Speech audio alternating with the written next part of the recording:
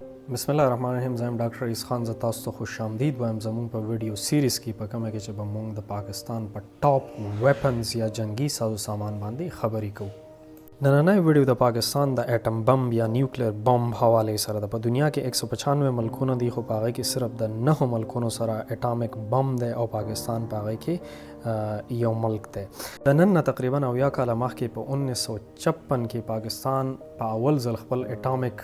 انرژي کمیشن جوړ کړ. د دې اټامیک انرژي کمیشن مقصد داو چې اټامیک انرژي به د پیسفل یا پرامن مقاصد لپاره استعمالي لکه اګریکلچر، انرژي، میډیکل، ریسرچ وغیرہ وغیرہ.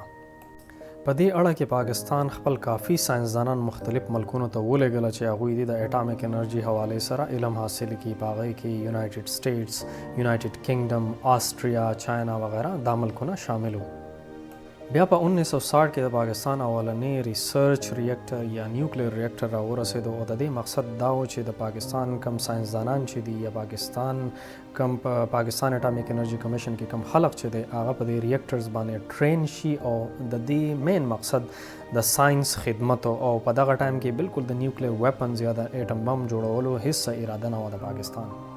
بیا په 1965 کې پاکستان یو بل اټمی اداره د کوم نوم چې پنسټیکو هغه جوړ کړ او د دې مقصد دا و چې دا اداره د پاکستان کوم نیوکلیر انفراستراکچر چې دی دا مزید ډیولپ کی، په دې کې نورې تبدیلیاں راولي او چې پاکستان د خپل نیوکلیر پروګرام نورم ایکسپینډ کی او د نورې دنیا مقابله ته جوړ کی. بیا کله چې په 1971 کې بنگلاديش د پاکستان نه جدا شو نو دا د ټول ملک لپاره یو شاک او یو صدمه و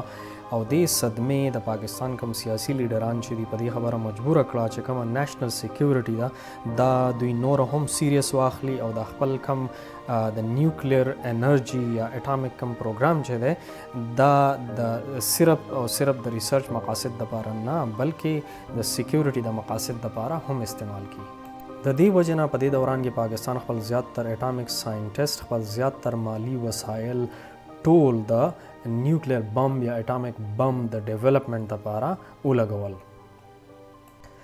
د نیوکلیر بم جوړولو د دې کوشش مین مقصد ډیټرنس او د ډیټرنس مطلب دا دی چې را دشمن دا جرأت ونه کړي چې پتا باندې حمله وکړي،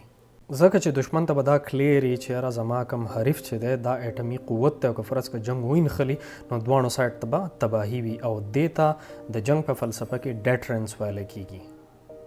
خو دا اټم بم جوړول یو ساينسي چیلنج نه و صرف په دې کې چونکې ډیر زیات سامان پکار وي، ماشینان پکار وي او دا انتهایی ټاپ سیکرټ یا خفیه ساتل پکار وي ځکه چې دشمن ته پته ونه لګي یا نورو خلکو ته پته ونه لګي.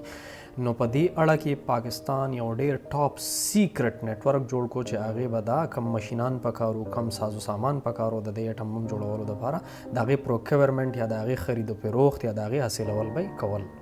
خو اوس مسله نور هم اله پیچیده شوه کله چې په 1974 کې انډیا خپل اټامیک ټیسټ وکړو او اوس پاکستان ته ولګېده چې د اټم بم نه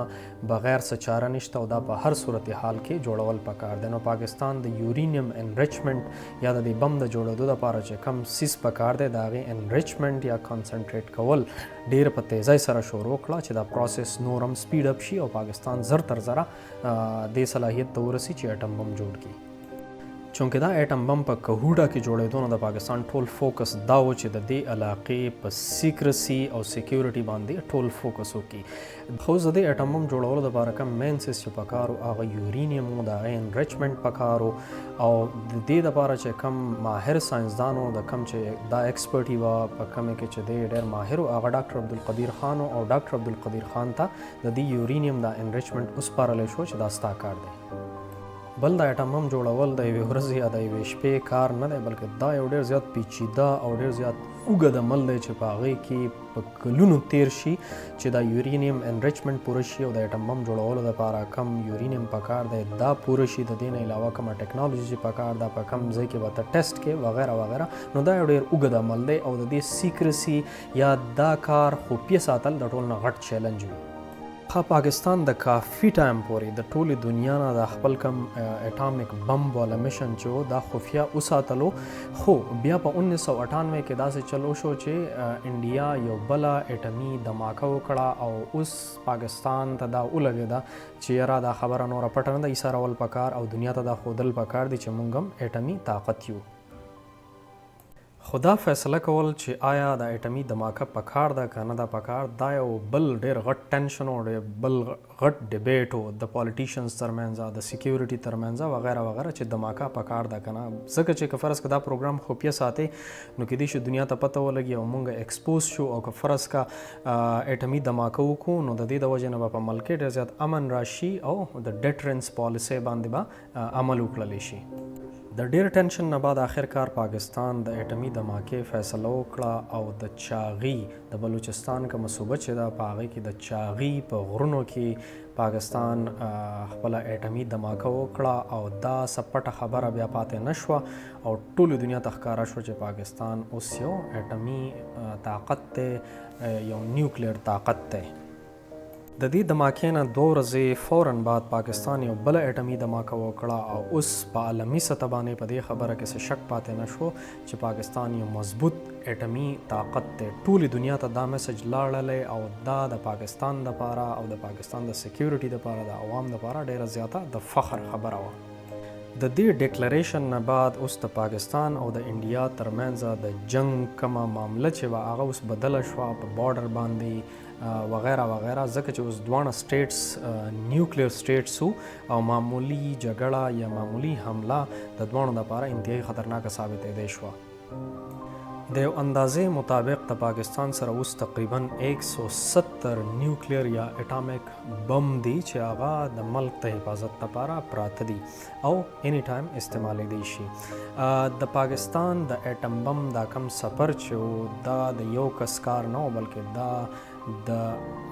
ملکی سطح باندې د پالیټیشن، د سکیورټي ایجنسیز، د ساینټسټس، د انجینیرز او د نورو بلها خلقو د کوششونو نتیجه وه. ویډیو ستاسو خوښه شوي دا ویډیو سره لایک کړئ، خپلو ملګرو سره شیر کړئ، چینل ورسره لازمن سبسکرایب کړئ. میلاویږي به تاسو سره په بله خوندوره ویډیو کې. تر د هغې پورې د الله په امان. پاکستان زنده باد.